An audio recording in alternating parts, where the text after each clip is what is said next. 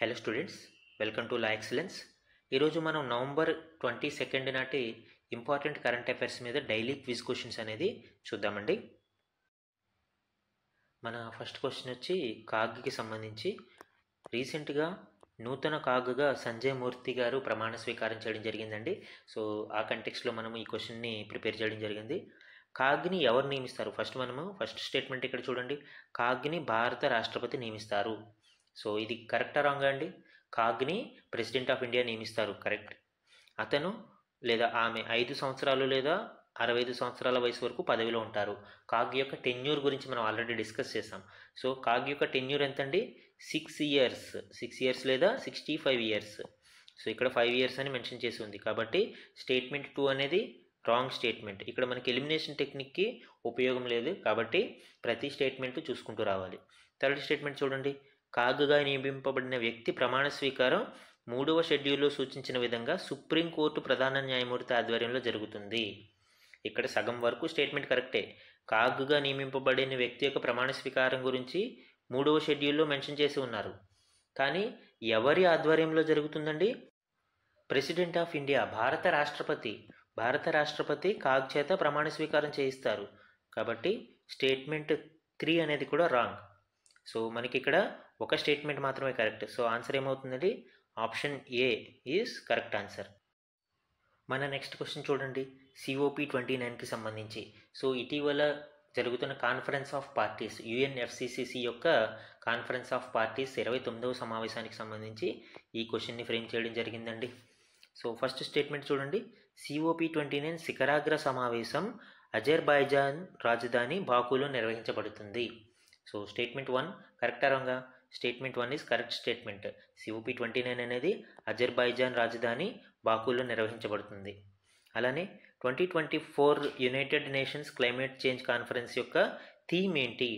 ఈ COP29 యొక్క theme అనేది investing in a liveable planet for all.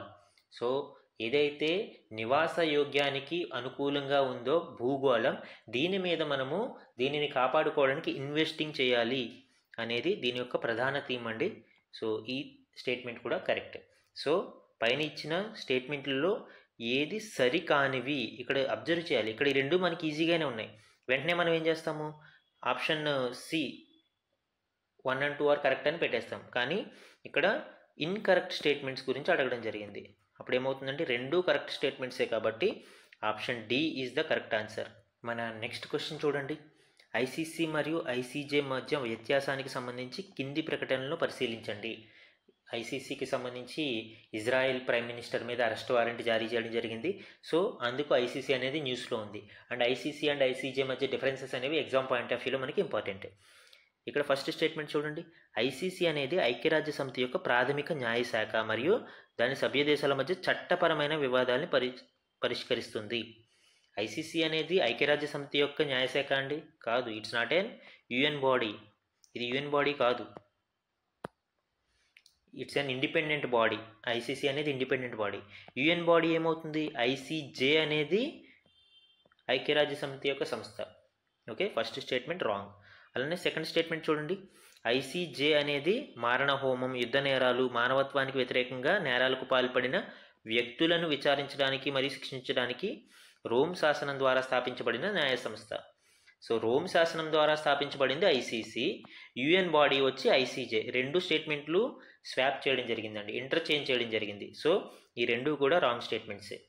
ఇక్కడ ముఖ్యంగా గుర్తుపెట్టుకోవాల్సింది ఏంటంటే ICJ అనేది నేషన్స్ మధ్య సావరిన్ డిస్ప్యూట్స్ని పరిష్కరిస్తుంది. దేశాల మధ్య సమస్యల్ని పరిష్కరిస్తుంది. ICC అనేది ఇండివిజువల్స్ని, వ్యక్తులని ట్రయల్ చేస్తుంది. ఇది ఇండివిజువల్స్ని, ఎవరైతే మారణ హోమాలకి, యుద్ధంలో ఈ మానవ హక్కుల ఉల్లంఘనకి పాల్పడతారో అలాంటి వ్యక్తులని ఈ ICC విచారణ చేస్తుందండి. సో ఈ రెండింటికి కీ డిఫరెన్స్ అనేది అబ్జర్వ్ చేయొచ్చు మనం. అలానే ICC మరియు ICJ రెండూ తమ ప్రధాన కార్యాలయాలను నెదర్లాండ్స్లోని హేగ్లో కలిగి ఉన్నాయి. మనం ఆల్రెడీ చెప్పుకున్నాం. సో హేగ్లో ఈ రెండింటి యొక్క ప్రధాన కార్యాలయాలు ఉన్నాయి. సో ఇది statement 3 is correct. So answer ఏమవుతుందండి? ఓన్లీ 1 స్టేట్మెంట్ కరెక్ట్, ఒకటి మాత్రమే కరెక్ట్, అంటే ఒక statement correct. So A is the correct option అండి. ఏ అనేది కరెక్ట్ ఆప్షన్ మనకి ఇక్కడ. మన నెక్స్ట్ క్వశ్చన్ చూడండి. క్రింది వాటిలో జాతీయ హరిత ట్రిబ్యునల్ పరిధిలో లేని చట్టం ఏది?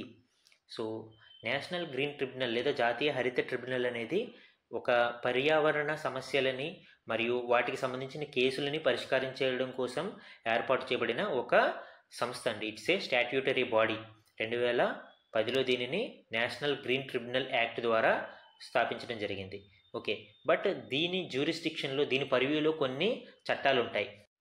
ఎయిర్ పొల్యూషన్కి సంబంధించిన యాక్ట్ కావచ్చు, వాటర్ పొల్యూషన్కి సంబంధించిన యాక్ట్ కావచ్చు, ఎన్విరాన్మెంటల్ ప్రొటెక్షన్కి సంబంధించిన యాక్ట్, బయోడైవర్సిటీకి సంబంధించిన యాక్ట్, ఇట్లాంటి యాక్ట్స్ అన్నీ కూడా ఎన్జీటీ పరిధిలో ఉంటాయి. అయితే 2 ఇంపార్టెంట్ యాక్ట్స్ అనేవి ఎన్జీటీ పరిధిలో ఉండవు. అందులో ముఖ్యంగా మనము వన్యప్రాణుల సంరక్షణ చట్టం 1972 అనేది ఎన్జీటీ పరిధిలోకి రాదండి. అలానే scheduled tribes and other traditional forest dwellers recognition of forest rights act 2006 అనేది కూడా ఈ ఎన్జీటీ పరిధిలోకి రాదు. ఈరోజు మన లాస్ట్ క్వశ్చన్ చూడండి, గగన్యాన్ మిషన్కి సంబంధించి. సో ఇక్కడ ఫస్ట్ స్టేట్మెంట్ అబ్జర్వ్ చేస్తే ఇది భారతదేశపు మొట్టమొదటి మానవ సహిత అంతరిక్ష యాత్ర. అవును, ఇది భారతదేశం యొక్క మొదటి manned mission. So first statement correct.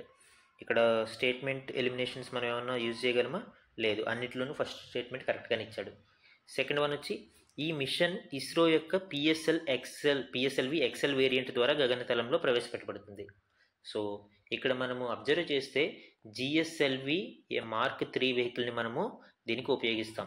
GSLV mark 3 వెహికల్ని మనం ఉపయోగిస్తాం కాబట్టి సెకండ్ స్టేట్మెంట్ రాంగ్. ఇక్కడ ఎలిమినేషన్ టెక్నిక్ యూజ్ చేయవచ్చా? అవును, మనకి ఏబిసి మూడిట్లోనూ సెకండ్ స్టేట్మెంట్ ఉంది కాబట్టి ఆన్సర్ డెఫినెట్లీ మనకి 134 అవ్వాలి. సో ఆప్షన్ అనేది D 134 correct answer. And next ఈ మిగతా స్టేట్మెంట్లు కూడా మనం అబ్జర్వ్ చేద్దామండి. ఈ మిషన్ నిమ్న భూకక్షలో ఉంచబడుతుంది. లో ఎర్త్ ఆర్బిట్లో ఈ మిషన్ని లాంచ్ చేస్తారు. సో ఇది కూడా ఈ లో ఎర్త్ ఆర్బిట్లో ప్రవేశపెడతారు. So third statement correct. And ఈ మిషన్ విజయవంతమైతే యుఎస్ఏ, రష్యా మరియు చైనా తర్వాత మానవుల్ని అంతరిక్షంలో పంపిన 4వ దేశంగా భారతదేశం అవతరిస్తుంది. అవును, ఇది కూడా correct statement. After US and Russia, China తర్వాత భారతదేశం మానవ సహిత యాత్రను చేపట్టిన 4వ దేశంగా అవతరిస్తుంది. సో ఆన్సర్ ఏమవుతుందండి? Option D 134 are correct statements. So ఇవి మనకి ఇంపార్టెంట్ క్విజ్ క్వశ్చన్స్ అండి ఈరోజు. Thank you very much.